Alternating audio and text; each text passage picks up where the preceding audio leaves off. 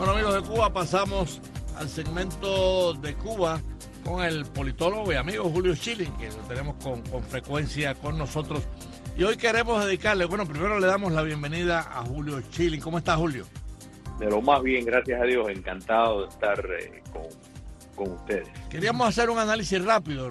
Hay que recordar que el tiempo en la radio vuela más rápido que la paloma mensajera. Y hay una situación, inclusive hay tensiones en estos momentos con España. Sin embargo, ya se han tomado medidas de aplicación, y me refiero a la ley Helms-Burton, al título 3, que algunos pues ven con preocupación su aplicación y otros ven que sí, que en algunos aspectos se puede aplicar. Pero queríamos, Julio, que tú nos hablaras un poco de esta situación, a los efectos de mantener informado al pueblo cubano. Cómo no, con mucho gusto. Y es cierto el tema de que hay cierta preocupación, particularmente en el régimen castrista y sus círculos y otros intereses comerciales que están en Cuba. Y no es por gusto. El título 3 es sin duda la parte más potente de la ley Libertad, o mejor conocida como la ley Helms-Burton, porque el título 3 le da la potestad a estadounidenses y cubanoamericanos naturalizados en los Estados Unidos a demandar en tribunales norteamericanos a empresas extranjeras que están traficando con propiedad comercial que fue robada por la dictadura castrista. Y la palabra traficar es muy importante porque quiere decir que no tiene que tener título de ser dueño, sino si están administrando, si están lucrando con una propiedad que fue robada por el castrocomunismo, pues entonces eso es traficar, y eso le da derecho a los estadounidenses y los cubanoamericanos naturalizados en los Estados Unidos a acudir a los tribunales. Bien, hasta ahora ningún presidente porque la rama ejecutiva, el presidente estadounidense, tiene la facultad para extender la implementación del tercer título, que es la parte más importante, más seminal de la ley Helms-Burton hasta ahora. O sea, el presidente Donald Trump pues varió la tradición de no hacer nada en cuanto a eso, permitiendo a que empresas estadounidenses, las empresas implicadas, norteamericanas y cubanoamericanas naturalizados, que acudieran a las cortes, limitado todo a empresas que están bajo la directriz directa de las Fuerzas Armadas y las Fuerzas Represivas de Inteligencia del castrismo. Entonces, al 17 de abril se reconsiderará el próximo paso de qué hará la administración. Hay muchas expectativas en cuanto a qué es lo que se hará, pero hay que entender, y yo creo que da pie la información que estaba dando Alberto con respecto a la posición que los Estados Unidos están tomando en Venezuela, y es el principio de sanciones, y hay que entender y convencernos de que dictaduras como la cubana necesitan recursos para mantenerse en el poder. Y la ley Helms-Burton, particularmente el título 3, le negaría recursos que necesitan para reprimir. Y el título 3 da pie al título 4, que eso entonces quiere decir que los ejecutivos y empresarios vinculados a esas empresas piratas que están traficando con esas propiedades robadas, lucrando con propiedad que norteamericanos y cubanos laboriosos establecieron, pues no pueden entrar en los Estados Unidos. Entonces les obliga, en efecto, a escoger entre el mercado castrista y el mercado norteamericano. Así mismo es. Julio, una de las cosas que ha utilizado más el régimen castrista para, como digo yo, tener en miedo siempre a la población, es decirles que con este título y específicamente una mesa redonda que se dedicó a esto, específicamente al título 3 y a la ley Helms-Burton, es decirle a los cubanos que van a perder sus casas, sus escuelas y varios edificios públicos si esto entra en vigor. Otra de las tantas mentiras más.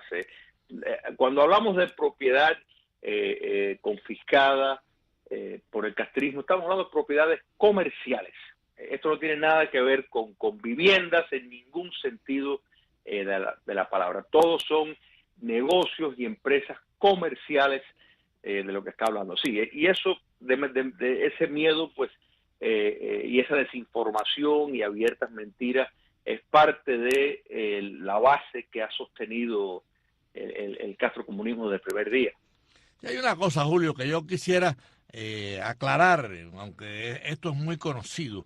Algunos se preguntan, en definitiva, que no conocen el principio, que esta ley ocurrió cuando el gobierno de Cuba, de una forma arbitraria y terrorista, y así lo dice la ley, derribaron las avionetas de Hermanos al Rescate en el año 1996, avionetas que se dedicaban única y exclusivamente a salvar balseros, no hacían ninguna agresión, realmente fue un acto, además fue un acto en aguas internacionales, y por este acto premeditado de terrorismo ante las avionetas que estaban piloteadas por ciudadanos americanos, es que se produce esta ley que en cierto sentido castiga a las empresas que han sido robadas, ¿no? O sea, que hubo una situación previa a esta ley, a este articulado que estamos analizando contigo, y que por supuesto el régimen intenta, como decía Exilda, y esto es muy importante repetirlo,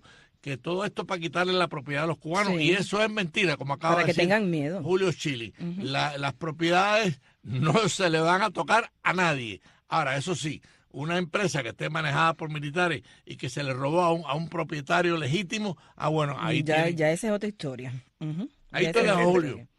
Efectivamente, y es un punto muy importante el hacer referencia a el inicio de la ley Helms-Burton. Efectivamente, es más, esto era un proyecto de ley que estaba dando vuelta en el Congreso del año 95 y de cual tenía el apoyo en el Congreso. El presidente Clinton no estaba de todo convencido, sino precisamente cuando bestialmente ejecutan en el aire a 3 ciudadanos estadounidenses y un residente, todos descendientes de cubanos o nacidos en Cuba, pues en efecto le llevó la mano. Y hay que entender que la labor de la Organización de los Hermanos al Rescate, labores humanitarias, surge a raíz de precisamente la crisis de los balseros y tantos cubanos que se lanzaron al mar buscando la libertad, que para evitar muertes innecesarias, pues esta organización humanitaria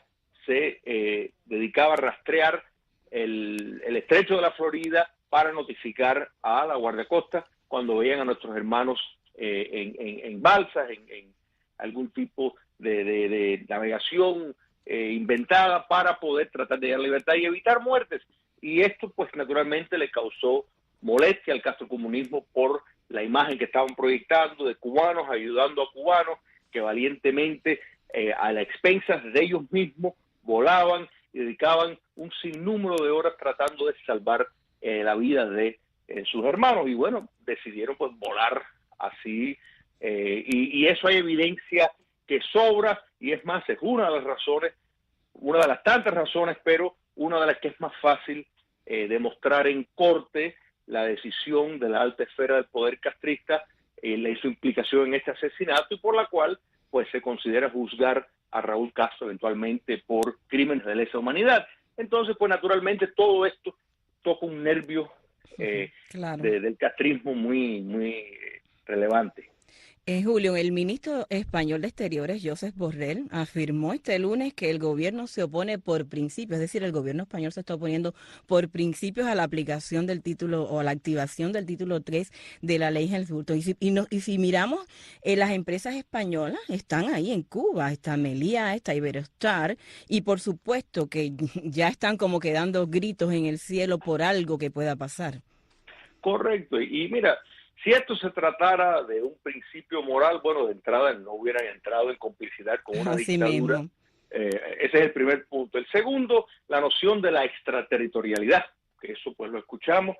Si tienen molestia con eso, pues entonces ¿por qué vamos a creer en un derecho universal de los derechos? O sea, la Declaración Universal de Derechos Humanos, que es extraterritorial, el principio de derechos naturales, que es extraterritorial, ¿Para qué vamos a creer en determinados valores democráticos que son universales? Entonces, en la noción, la moralidad es extraterritorial. Entonces, si se acepta que existe una ética democrática y que existe una conducta moral, bueno, eso tiene implicaciones que van más allá de ningún territorio, y eso incluye la esfera comercial, porque el neoesclavismo y una serie de injusticias que todos reconocemos como tal, pues si se implica y si se defiende determinados principios, se está actuando de forma extraterritorial. Entonces, es un argumento muy vacío que al final del día lo que está promoviendo este cabildeo de determinados gobiernos es nada más y nada menos que intereses comerciales de empresarios inescrupulosos que han entrado en complicidad con una dictadura y no quieren perder sus inversiones, punto. Pero hay referencia histórica que ha tenido grandes logros y tenemos a Sudáfrica, que nuevamente fue exitosa esa campaña contra el régimen racista de Sudáfrica, así que si funcionó en Sudáfrica, pues quiere decir que las sanciones económicas y el principio de embargos funciona. Claro. Se debería de implementar a cabalidad el título 3, que nunca se ha hecho.